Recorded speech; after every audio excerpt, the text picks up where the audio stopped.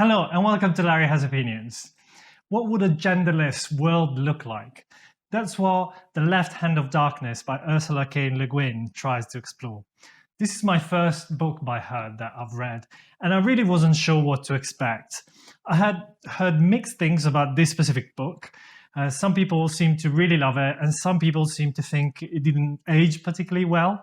And I was sort of expecting something I would like and appreciate and respect, but not necessarily love. And I was completely wrong.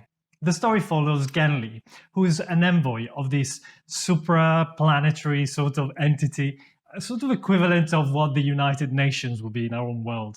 And he's sent to the planet of Gethin, or Winter, where he's supposed to convince the local population or the local governments to join this supra-planetary entity. The first challenge that he encounters is that they are not necessarily going to easily believe that he is an alien, because he's also human the same way as the inhabitants of this planet are. But the main difference is that while Genli is a human the way we've always meant it, so, the binary between male and female, and he's a male, the inhabitant of Gethin, they're all hermaphrodites, so they're not necessarily male or female. And once a month, they go through this cycle where their hormonal balance changes. And while being sexually inactive for most of their month, for those few days, they actually have their sexual instincts awakened. And they can take the characteristics that are more similar of a male or a female. And that's not necessarily set in stone, because that can change month by month. And with that also the possibility of getting pregnant as a consequence of sexual intercourse. So Genli finds himself trying to navigate the politics of the nations that he encounters of this planet. So there's a good element of political intrigue that I find particularly interesting as well, but also navigating the cultural challenges of being considered a pervert because humans are sexually or potentially sexually active throughout the year, whereas the local population only have these 2 or 3 days during the month where they are. And just more generally, to be able to come together with a culture that is very, very different from the one that he comes from. The pacing of the book tends to be pretty slow, especially for a sci-fi novel. I can see how this might not necessarily appeal to someone who's more used to reading faster paced sort of stories. This is not the sort of sci-fi where you've got battles in space with spaceships shooting each other. This is nothing like that. This is a very somber story where the emphasis is all on the characters, on the relationships, and on the themes and reflections around these themes. Le Guin's writing I found absolutely stunning. Her prose is really, really beautiful and really lyrical in a way that it can be difficult to find in a lot of classic sci-fi, especially. I have to admit that the first couple of chapters, I struggled slightly. It's one of those that when you finish the passage, you kind of go, what did I just read? And you can reread it and you go, oh, okay. But fairly quickly, I got used to her prose. And after that, it turned me around completely and I really loved it.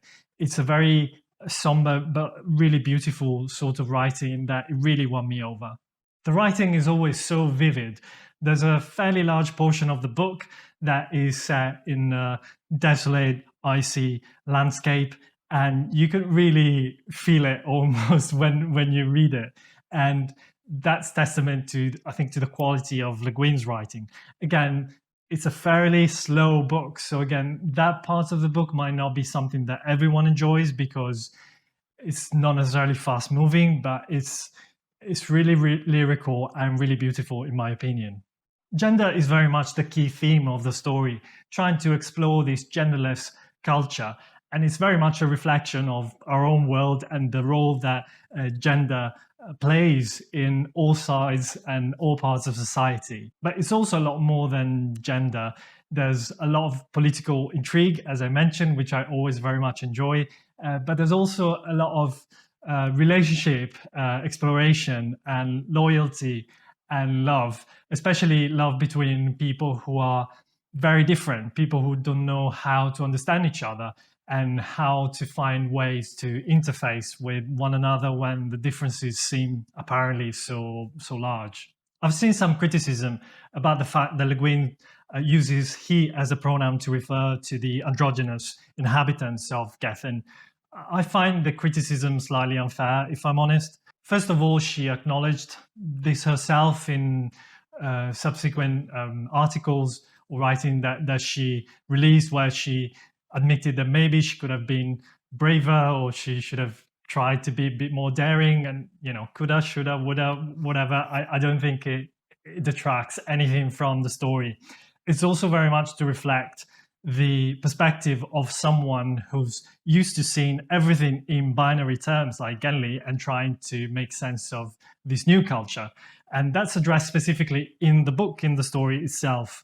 Again, I don't think, to me, that didn't make any difference or it didn't detract anything from the story.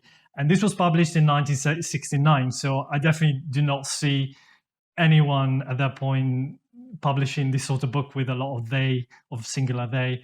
I know someone now will come up saying, oh, singular they was being used in the 13th century, but reality is it's a very modern outlook that we're applying to someone that was published 50 years ago, and I'm not sure this is really fair, particularly when the story, when someone says this hasn't aged well. To me, this feels like a timeless story that was, is, and will be beautiful regardless of when you read it. There's a reason why this has become a classic, and I don't see that changing anytime soon.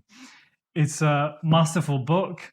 I think it's best appreciated in winter. It's very it has this very wintry feel for obvious reason, given that the climate of this planet that we're looking at is semi-glacial. So I almost regret not picking this up in winter, but I didn't really know much about it when I decided to read it, and I do not regret reading it for a moment. This is definitely not going to be my last Le Guin that I'm going to read, and my rating for the book is a 9 out of 10. I hope you guys like this video. Please give me a thumbs up. If you want to talk about this book further with me and our community, just join our Discord. The link is in the description box, and I'll see you the next time.